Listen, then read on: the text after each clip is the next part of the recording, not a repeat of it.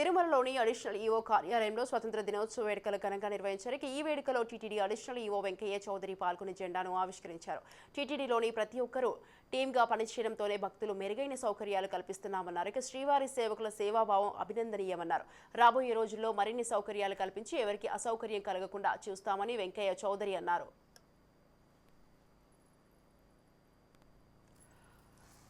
స్వాతంత్ర దినోత్సవ శుభాకాంక్షలు.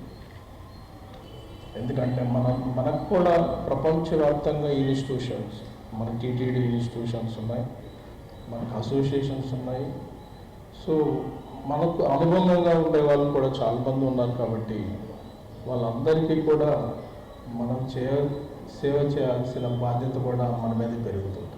ఇంతమంది దర్శించుకుంటున్నారంటే ఒక రోజులో మనందరి రోజు టెంపుల్ అడ్మినిస్ట్రేషన్లో కానీ, మిగతా శానిటేషన్ కానీ, హెల్త్ కానీ, సో మిగతా అన్ని డిపార్ట్మెంట్లు కూడా వాళ్ళందరూ ఒక టీమ్గా వర్క్ చేయడం వల్లే ఇదంతా సాధ్యమైందని చెప్తున్నాను.